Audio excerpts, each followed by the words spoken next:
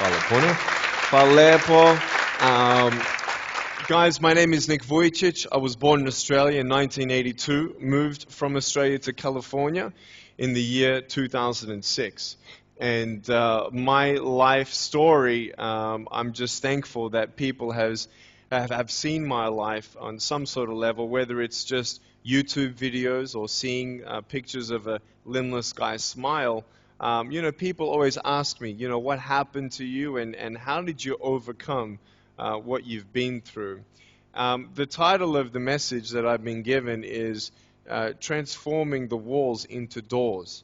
When I speak corporately, the line that I like to use is changing obstacles into opportunities. Now, I'm very well aware to share with you as well, I know that there are 1 billion people going hungry today. I know that this year 1 million people will commit suicide. It's 1 every 40 seconds. I know today there are 120 million slaves, and I've met sex slaves, and I've seen the top of the pyramid as far as business and met the billionaires. I've met bankers, and I've also met orphans. We're all looking for something. We're all looking for hope. Hope you can't just have just because you were born with hope. No, we're born with pain. We're born and live through difficulties. And in our life, my parents always taught me that even though we don't know why I was born this way, that we have a choice. Either to be angry for what we don't have, or be thankful for what we do have. The power of that choice was the first thing that I had to overcome and decide for myself, especially in the early years of school. A lot of kids would come up to me and tease me. And I have been speaking at 5 congresses. I've met 7 presidents all around the world. My largest crowd was 110,000. I have 30,000 invitations for me to speak. So wherever I go, I talk about the value of life. I talk about anti-bullying messages for the school systems in different nations. The greatest thing is love. When we feel like we don't have enough love and we don't have enough hope, we start losing strength to live. For me, in my life as a child, I had a big wall. I was surrounded by 4 walls and a low ceiling of opportunity. I was set free in so many different ways, and especially surviving from day to day with my parents who loved me, who encouraged me, who told me that I was beautiful the way that I was, and not to worry about what other people said about me. I was actually the first special needs child to be integrated into the mainstream education system in Australia, and I was awarded Young Citizen of the Year in 1990. And the world is a hurting place, and the world needs hope, and the world needs love. Without hope, we feel like, why are we here? Well, brokenness. Here's mine. Today, I still have no arms, no legs. But everything's changed. Everything. For me, I was looking for hope and happiness, and I couldn't see it for many years. In fact, if this side of the table represents my hope, truth encourages me to become all that I can be. But then we have lies every day coming in our mind, people who discourage us. You know the people that you have in your life who, no matter how good of a day you're having, they'll bring you down. Or no matter how bad of a day you're having, they'll bring you even lower. You know what I'm talking about? Think of the 3 biggest discouragers in your life. They're not your biggest discouragers. You are. You are. It only takes 3 seconds for me to tell you something discouraging. But then you may never forget my words. I've met so many 50-year-old women and 40-year-old women who still remember what their fathers told them that they wish they never heard. Words are powerful. When you hear those words and then your mind starts growing with these lies. Nick, you're not good enough. Nick, just give up. Nick, you're never going to get a job. You won't get married. You can't even hold your wife's hand. What kind of a father are you going to be if you can't even pick up your kids when they're crying? You're alone. Sure, your parents hug you, but their hugs can't heal you. Just give up. Just give up. Just give up. Just give up. Just give up. At age 8, I thought that I should commit suicide. Why? Because I didn't have hope. I thought I didn't have hope. Today you can see that I had hope. What's the word? Believing in something you do not see. Faith. Words can only do so much. Hugs can do much more than words. But when hugs can't do anything, that's where faith kicks in. For me, words and hugs were not enough, but I had no faith. So I tried to give up. At age 10, tried to drown myself in 6 inches or 15 centimeters of water. In my home, I told my dad I just wanted to relax. But really, I wanted to end my life. I had enough. Dosta mi bio. Okay. The first 2 times I rolled over, I was trying to work out how much air I hold in my lungs before I let it out. And the 3rd time, in my mind, knowing that I wanted to get out of here because of the bullying in my life, because I was going to be a burden to my parents and I had nothing to look forward to, I realized at that moment that if I actually went through with committing suicide, I would leave a greater burden for my parents than they already had. So there was one thing less hopeful or more burdensome than having a child without limbs. What is it? A child without limbs who gives up. So when I saw in my mind my mum and my dad and my brother crying at my grave, if I went through with it, that one thought saved me. If my parents never told me that I was beautiful the way that I was, if my parents never told me that I was special and that I was loved, I wouldn't be here today.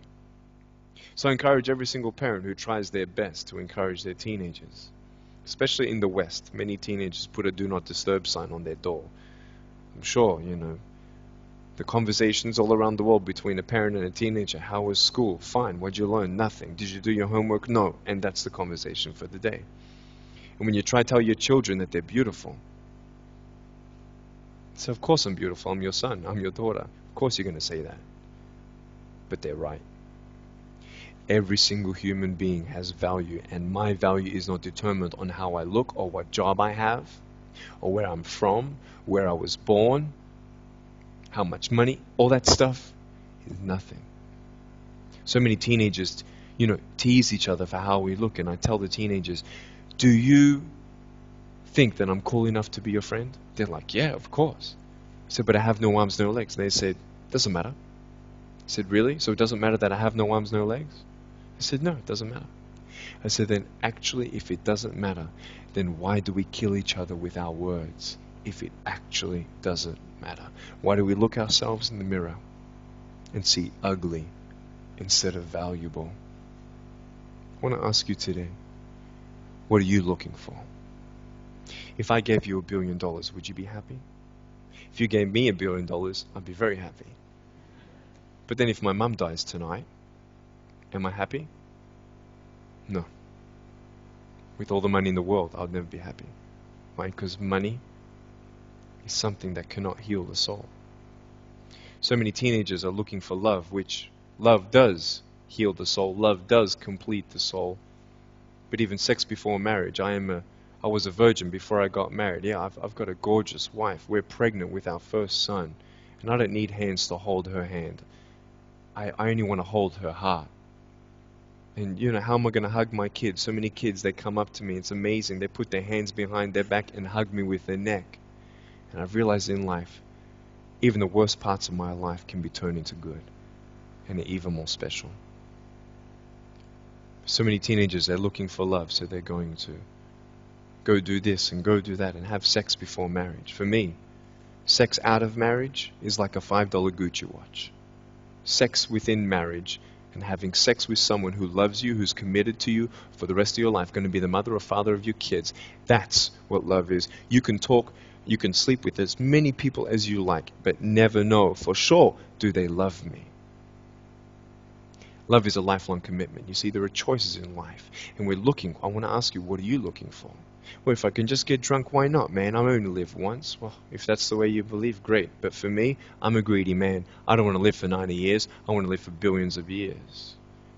And I know that every day my choices will affect this life, other people's life, and my eternal life.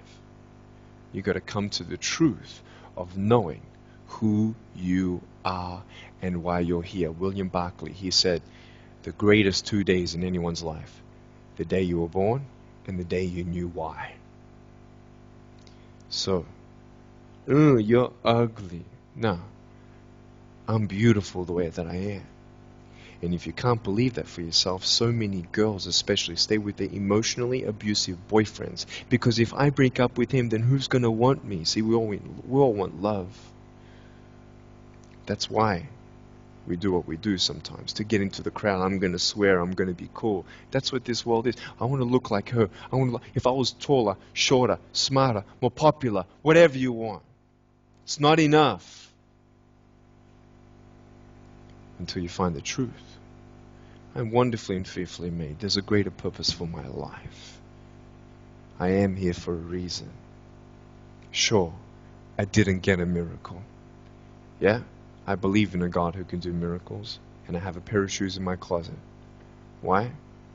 I've seen blind people seeing and deaf people hearing. That's fine if you don't believe me. I got it on camera. But I realized something. If God doesn't change my circumstance, He's going to use my life to be a miracle for someone else. When you don't get a miracle, you can still be a miracle for someone else. I'm going to close off with this beautiful story. I was in Southern California. I have two organizations. I have a non-profit organization and I have a for-profit. I probably spoke between years 2007 and 2010, 1,000 times, 600 flights. And I've spoken to 4.5 million people face-to-face. And in the last 48 hours here in Serbia, we've reached 5 million through media. So, we have the heart of people to love others. We want people to love each other, love yourself, dream big, and never give up. We're all looking for hope, aren't we? What are you looking for? Money, drugs, sex, alcohol, pornography, fame, fortune never satisfies. It's never enough. But I've come to a peace. So check this out. When I'm 24 years old, 5-6 years ago, I was in California. And I never met anybody else like me. When I was 10 years old, I wish I would have met somebody like me. Never did. Didn't get that miracle. But at 24, in California, I saw a little boy with no arms and no legs. 19 months old, just like me. I knew he was going to be bullied. I knew he was going to go through depression. I knew he would feel alone. I knew that he would get worried if he's ever going to have a girlfriend, and so on and so on. I got the father to bring him up on stage in front of 2,000 people. And everyone was crying.